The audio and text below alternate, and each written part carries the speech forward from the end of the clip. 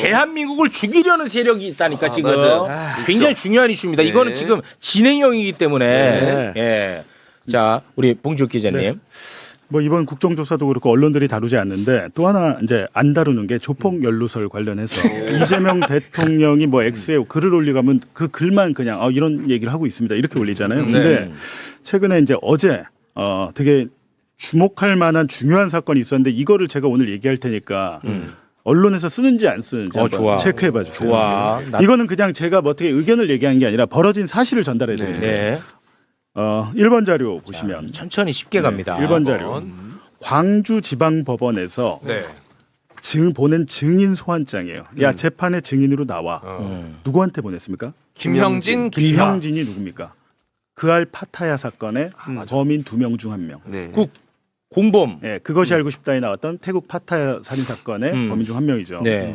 나와라고 했는데 사건은 2025 고단 3340. 이걸 왜 제가 이제 숫자를 놔뒀냐면 법원에 들어가서 검색해 볼 수 있어요. 네. 이 사건에 대해서 기록을. 이걸 그러니까 이제 다른 기자들 쓰려면 이거 알아야 돼. 네. 그래서 제가 이제 공개를 해놓은 거고. 오케이. 혐의는 무고죠. 뭐겠죠. 김영진에 대해서 누가 무고를 했냐 봤더니 박철민. 박철미 조폭. 박철민 4번 자료 기억하시죠? 2021년 네. 대선 당시에 네. 알아요.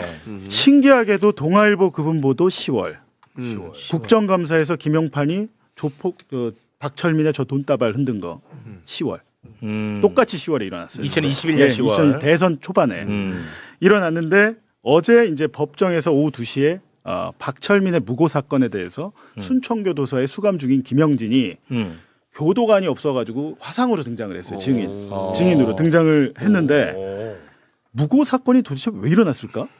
박철민이 김영진에 대해서 없는 죄를 뒤집어 씌웠다는 건데 이게 왜 일어났을까 궁금해서 제가 이제 좀 정리해봤습니다. 네. 5번 자료 보시면 조폭 이거는 이제 여태까지 제가 많이 말씀드린 거였는데 2017년에 이제 7월에 그할 1차 방송하잖아요. 네. 1차 방송을 하기 전에 이미 서울중앙지검은 성남국제마피아파를 수사하고 있었어요. 저때 중앙지검장 윤석열, 중앙지검 3차장 한동훈 수사를 하고 있는데 이제 그 알에 1차 방송이 나옵니다. 여기까지는 문제가 없었어요. 일단 1차 방송에서 그 알이 김형진이 베트남에서 도피하고 있는데 얼굴을 공개합니다. 이 사람 빨리 잡아야 된다고. 그래갖고 이듬해 김형진이 실제로 이제 그 제보를 해가지고 우리 그 경찰이 잡아요. 그래갖고 2018년 4월에 김형진이 베트남에서 체포돼서 압송돼서 와요. 그리고 석 달 후에 조폭과 권력이란 그 제목으로 해가지고 SBS 그할 2차 방송. 그러니까 마치 이 파타야 사건이 약간 이재명 경기도지사 뭐 관계가 있는 듯한 예를 들면 뭐 아수라 영화 옆에 맞아요. 띄우는 이런 방법을 그할 방송 아시죠? 네. 네, 하여튼 그렇게 되고 네. 지금 한참 있다가 이제 요거는 이렇게 일단락이 됐다가 2021년 4월에 박철민이 그것이 알고 싶다를 시청 후 범행을 결심했다. 이거는 박철민의 그 판결문에 나온 내용이에요. 네. 근데 제가 보니까 이게 잘못됐습니다. 이건 판결문에 나왔잖아요. 범행의 결심, 범행의 동기로 나온 부분인데 제가 취재를 해보니까 이건 아니에요. 그게 아닙니다. 제가 이따 말씀드릴게요. 네. 일단 이렇게 돼서 6개월 뒤인 2011년 10월에 국민의힘 김용판이 그리고 그 장영하 변호사가 이재명이 조폭 돈 20억 받았다라고 폭로를 하죠. 네. 하고 요거는 이제 발생한 사건이니까. 오케이. 여기까지는 깔끔해. 네. 근데 그 이후에 우리가 잘 몰랐던 일이 계속 있었어요. 6번 자료를 보시면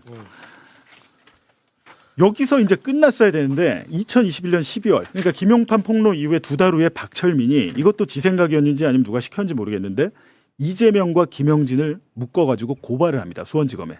김영진도 같이 했어? 이재명을 뭐라고 그 고발장에 뭐라고 되어 있냐면 이재명이 성남국제마피아파의 고문.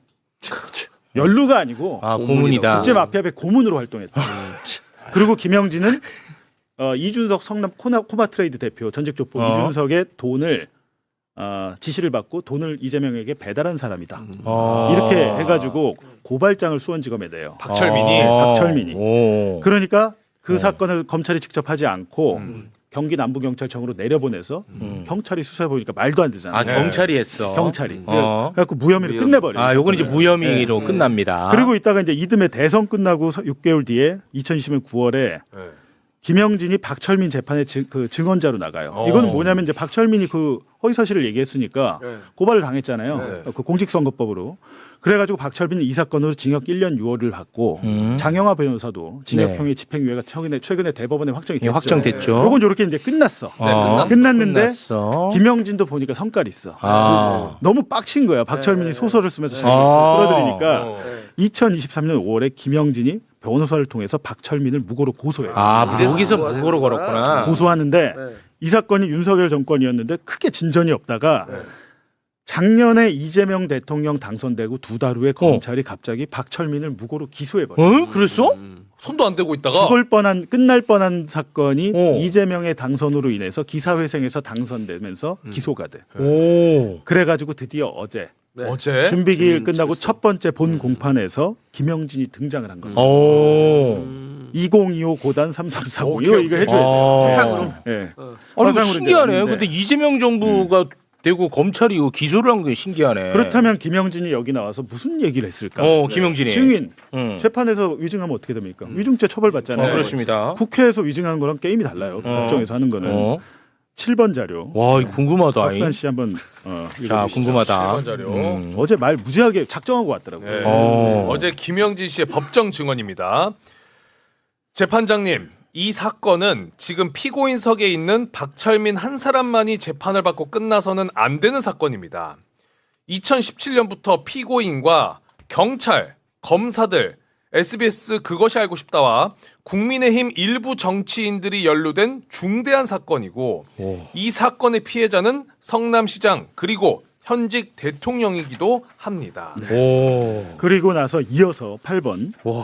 박철민은 윤석열 대통령을 당선시키는데 크게 기여를 했고 국민의힘에서 뒤를 봐줘서 곧 가석방을 받는다고 안양교도소에서 떠들고 다닐 때도 이 사건은 수사한 적도 없이 파묻혀 있었습니다. 이후 윤석열 대통령이 탄핵됐고 이 사건의 피해자인 이재명 전 성남시장이 대통령이 되면서 정권이 바뀐 뒤에야 이 법정이 재판이 열렸습니다. 피고인 박철민만을 이 법정에 세워놓고 꼬리 자르기를 시도하고 있는 것 같습니다. 이 얘기는 앞서 박철민의 단독 범행이 아니고 국민의힘도 있고 뭐 검찰도 있다 이렇게 주장을 하잖아요. 방송도 있고 언론사도 있고. 이렇게 하고 나서 검사가 이제 9번 자료를 보시면 물어봅니다. 대박이네. 어쨌든 무고 재판에서는 처벌을 의사가 있어야 되잖아요. 처벌을 원하냐라고 이제 물어봐요. 검사가 박철민의 처벌을 원하세요? 당연히 강력하게 처벌을 원하고 있고 검사, 언론, 국민의힘, 박철민의 아버지 외에 다른 분들도 연관성이 다 있는 걸로 제가 알고 있습니다.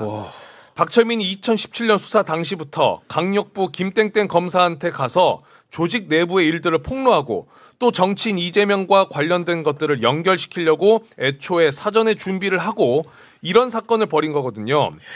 지금 일부에 대해서만 질문을 하시는데 수사를 좀 제대로 해주셨으면 합니다. 와, 여기 2017년이 핵심이네. 와. 2017년에 중앙지검에서 윤석열의 중앙지검에서 이재명을 잡으려고 수사를 벌였다.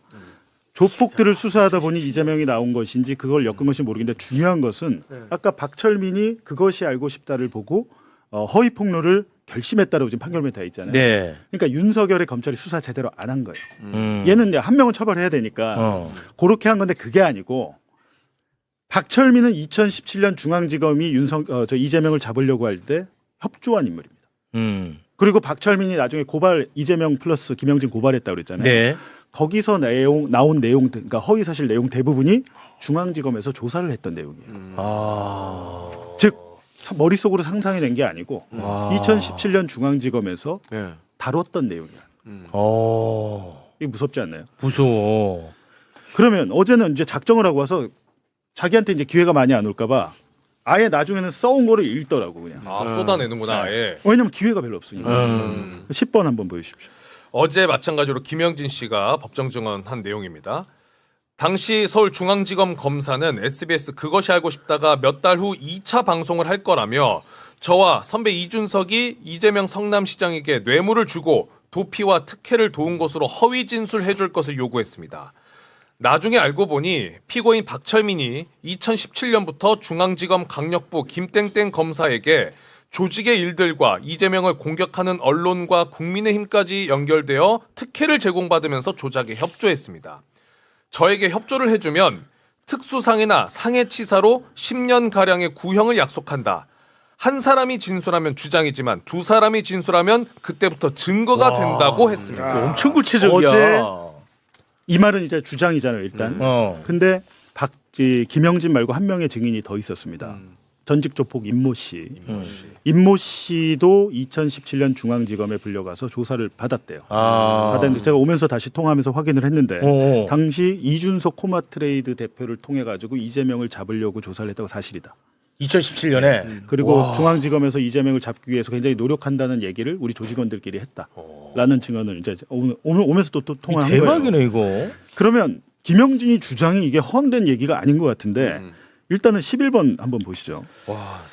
자, 검사들의 말처럼 실제 3달 후 SBS 그것이 알고 싶다가 저희 사건과 이재명을 묶어서 방송을 했고 언론에서 지원 사격을 하려는 듯 그할 1차 방송 때는 사건 발생 5일 전 확인된 CCTV 등에 의하면 이전 폭행으로 인해 뇌부종이 발생했을 가능성이 있다는 의혹을 제기하더니 2차 방송에서는 피해자의 직접 사망 사인이 딱딱한 통으로 머리를 맞아 뇌부종이 발생하여 사망한 것으로 방송했습니다. 그리고 검찰이 똑같은 내용으로 살인 기소를 당합니다. 근데 이게 이제 김영진이 억울하다고 하는 부분인데 제가 수사 기록을 보니까 실제로 당시에 수사 결과 발표가 중앙지검에서 야구 방망이로 그 피해자의 뒤통수를 내리쳐서 잔인하게 여기 그러니까 둔기로 맞아서 이제 죽었다 이렇게 돼 있는데 이분이 태국에서 사망했잖아요. 네. 태국에서 사망했으면 태국 수사기관에서 그거를 다 부검이고 뭐고 했을 거 아닙니까? 검안이고 그 검안 태국 자료를 보니까 두개골 정상으로 돼 있어요. 이렇게 머리에 이제 뭐 이렇게 그 폭행의 흔적은 있는데 뭐 둔기로 맞아서 여기가 함몰되거나 한 게 없어요.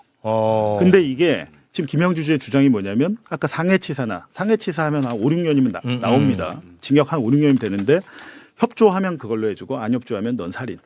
이렇게 했는데 실제로 자기가 협조 안 했더니 그할 방송이 나오면서 자기가 수사받았던 내용이랑 똑같은 내용의 방송이 나왔다는 거예요. 방송으로.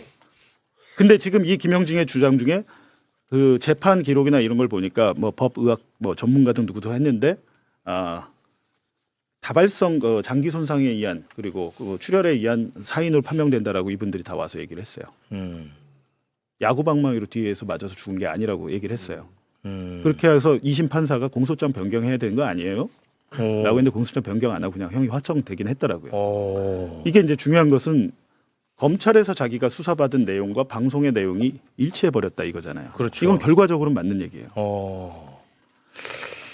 야, 이거 근데 이제 중요한 것은 이건 재판이잖아요. 네. 김영진이 6월 10일인가 광주지방법원에 또 옵니다. 그때는 직접 와요. 화상이 판사가 아니라. 딱 들어보니까 내용 중요하잖아요. 화상으로 할 얘기가 아니야. 화상 증인이 안 돼. 우리가 저기 뭐 알아서 저거 할 테니까 법원에서 할 테니까 김영진 씨 그때 꼭 와서 여기서 얘기 다 해요. 좋아. 그때는 많은 언론들이 좀 들어가서 네. 이 재판을 참관하기 바라고요. 그리고 하나 또 제가 파악한 것은 이재명 조폭 연루서를 경찰이 사실은 대충 수사하고 덮은 게 많습니다. 그때 민주당도 고발하고 뭐하고 했는데 경기 남부경찰청 강력범죄수사대가 지금 이 이재명 조폭 연루설 관련해서 성남 국제마피아파 조직원들을 조사하고 있습니다. 지금 재수사. 경기 남부는 재수사. 재수사라는 게 허위사실 유포에 대한 재수사를 얘기하는 거예요? 일단은 무고인지 뭔지 정확히 확인은 되지 않지만 지금 조사 연락을 받았다는 분들도 있고 라고 해서 근데 이분들 얘기로는 뭐냐면 자기가 이제 수사관한테 전화를 받기로는 박철민의 무슨 단순무고 이렇게 사건을 보는 것 같지 않다. 배후. 박철민의 단독범으로 끝났잖아요 사건이. 단독범으로 보는 것 같지 않다. 배후가 누군지 찾으려는 것 같다. 라는 겁니다. 요 정도 얘기했으면 언론도 이제 경기 남부청에 전화해서 써야 되잖아요. 만약에 경기 남부청이 진짜 그거 지금 수사하고 있다면 이거 엄청 큰 수사가 될 것 같은데. 제가 그래서 이제 말씀드린 이제 시작이다 이거는 이렇게 되면. 와, 2017년 서울중앙지검에서 이재명을 잡기 위해서 조작을 했다는 거야. 지금 그게 이상해요. 뭐 이해가 안 가. 그때 윤석열이가 중앙지검장이었다. 그렇습니다. 아니 그때만 해도 본인을 중앙지검장 시켜주고 검찰총장 시켜줄 건데 공을 세우고 싶지 않겠어요? 누가 시켰을 거 아니에요. 공을 세우고 싶지 않겠습니까? 누가 그때 시켰을 거 아니에요. 이재명 그 전에 이제 대선 출마를 했으니까 네. 문재인 후보랑 이재명 후보 얼마나 많이 다퉜습니까? 서로 다퉜긴 네거티브 했죠. 엄청 했어요. 예. 그러니까 이재명을 잡아 족쳐서 공을 세우고 싶은 마음이 아니었을까라고 추정을 하는 거죠. 누가 시키지 와, 이거 진짜 이 무서운 얘기입니다. 이거는 계속해서 진행될 사건이니까 저희가 관심 있게 지켜보도록 하고요.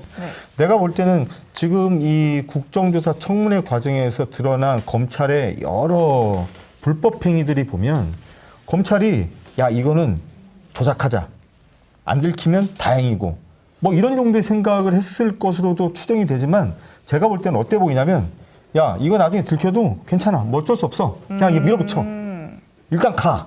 뭐 이런 거죠. 그러니까 이게 검찰의 오래된 잘못된 수사 관행과 관습이 그대로 그냥 드러난 거네요. 전수가 되면서 네. 검사들에게 도덕적인 마인드를 좀 무디게 만들어줬나? 저는 이런 생각이 들고 예를 들면 저는 이제 좀 결은 좀 다르지만 정일권 검사 같은 경우가 남욱을 불러다 놓고 가족들 사진을 보여준 걸 가지고 남욱 씨는 네. 그리고 수많은 대한민국의 보통의 사람들은 네. 초기 폭력이지, 초기 그렇죠. 협박이지 이렇게 느끼는데 네. 정일권 검사가 뭐라고 얘기를 하면 인도주의적 차원에서 가족 사진 한번 보여준 거라고 얘기를 하는데 저는 진짜. 많은 사람들은 정일권 검사의 그런 모습 보면서 저 사람 거짓말한다고 생각을 하는 것 같은데 저는 그 사람 표정을 가만히 보면서 어떤 생각이 들었냐면 아니에요. 정일권 검사는 진심을 말하고 있는 것 같더라고. 자기는 이렇게 자기가 돌돌 말아서 앞에 앉혀놓고 포승줄 묶어서 앉혀놓은 피해자한테 가족 사진을 보여주는 게 인도주의적인 차원에서 하는 일이라고 진짜 생각하는 것 같아. 근데 사실은 이거를 폭력을 하면서도 그걸 감추려고 하는 것보다 자기가 폭력을 저지르면서도 그게 폭력인지를 모르는 게 사실은 더 나쁜 거야. 네. 그죠? 네. 이게 그리고 그런 사람들이 뭔가 중요한 일을 했을 때 훨씬 더 심각한 사회적 피해가 발생을 한다고 나는 느껴요. 네. 그래서 오히려 거짓말을 해라. 그게 낫다. 너의 모습을 보니까 진짜 검찰청 이거는 뭐 해체가 아니라 그냥 땅에 묻는 게 맞겠다. 이런 생각이 전 사실은 너무나 좀 무서웠어요. 진짜로 개혁이 필요한 집단인 것 같습니다. 그러니까 하여튼 강백신 검사가 스타 됐잖아요. 지금 네. 스타 됐는데 그러니까 저는 한 선배 얘기, 한 기자와 얘기가 동일한 생각을 하는 게 거짓말 한다고 생각하지 않습니다. 이 사람. 그런 건 아니야. 정말로 나는 법률과 양심에 따라서 아무런 문제 없는 수사를 네. 했다. 그리고 이렇게 얘기를 해요. 근데 그게 정말 진심인데 네. 진심일 양부남 의원하고 서로 이렇게 주고받은 그 영상 좀 보시죠. 이거 윤석열이가 대통령 수사를 봐준 게 명백해요. 이건 지금 하지 말고. 공소 취소해야 된 거 아닙니까? 그렇지 않습니다. 그렇잖아요. 예, 그래요. 법정에서 결론이 날 겁니다. 이것은 그야말로 검찰 조직이 윤석열의 사유물이 된 결정적인 사건입니다. 5번으로 바로 갑니다. 증인의 영달을 위해서 저는 대통령의 심리 경호를 위해서 충실하게 하였을 검찰 조직을 상남한 겁니다. 윤석열 대통령이. 이거 창피하지 않아요? 부끄럽거나 창피한 일 한 적 전혀 없습니다. 부끄러움을 알면 인정을 안 했겠죠. 부끄러움을 아시기 바랍니다. 현장에서 직접 보셨는데 어떠셨어요? 저는 피가 거꾸로 아니, 쏟았을 것 전날만 저런 게 같습니다. 아니고요. 앞서 그 대장동 할 때도 서영교 의원한테 네. 그때는 아주 그냥 소리를 지르고 네. 그러니까 만약에 다 그 얘기 하잖아요. 국정조사 나와서 생중계되고 있는데 저 정도면 검찰청 안에서 강백신의 행동은 어떨까? 상상이 될까요? 아니 이제 이게 자 보세요. 이제 두 장면이 있잖아요. 지금 여기서 지금 방금 전에 봤던 부끄럽지 않습니다. 부끄러운 일 했다고 생각하지 않습니다. 얘기를 하잖아요. 난 이거 진심이라고 생각해. 자기는 진짜 부끄럽지 않아. 자기는 해야 될 일을 했다고 생각하는 거예요. 네. 또 하나 장면을 생각을 해보면 소영교 위원장한테 소리를 지르잖아. 네. 그러면서 강백신 씨가 하는 말이 뭐냐면 왜 국민들에게 내가 설명을 못하게 하느냐라는 거예요. 근데 사실은 엄밀히 생각해 보면 국민들에게 설명을 할 수 있는 의무와 권한을 갖고 있는 건 국회고요. 그렇죠. 행정부의 공무원인 검사는 인권을 보호하고 공익을 대변하고 수사와 기소 과정에서 벌어지는 각종 부조리를 오히려 걷어내는 역할을 하는 게 자기 일이고 네. 서류로 일을 하는 사람이야. 자기가 국민들에게 뭘 설명하고 하는 그건 자기 일이 아니야. 네. 근데 자기가 지금 뭐 하는 사람인지를 좀 헷갈린 거예요, 이 사람은. 자기는 국민들한테 설명해야 될 의무가 있는 사람이지 자기가 하고 싶은 말을 국민들에게 떠드는 권리가 있는 사람이 아니야. 그쵸. 그래서 제가 이제 이게 한두 번이 아니라 네. 예전부터 국회에서 어떤 회의 같은 걸 하면 검사들이 나오면 예전에 이제 기억이 나세요? 어떤 검사는 와서 이렇게 마이크 위로 팍 올리고 이런 애도 있었고, 그죠? 그리고 이제 뭐 국회의원 질문하면 근데 나 이런 식으로 나오면 나 답변 못 하겠다고 하고 막 이런 사람도 있었어요. 이거는 기본적으로 공무원이 가져야 될 공무원으로서의 마인드, 공익의 마인드가 전혀 없는 거예요, 그냥. 그러니까 자기들은 공무원이 아니야. 그냥 이 사회를 지배하는 지배자지. 저는 그렇게 느껴요. 그래서 이 강백신 저 사람이 한 불법적인 행위, 뭐 불법 수사 이런 거보다도 저 사람이 가지고 있는 머릿속 정신세계 자체가 사실은 죄악이다.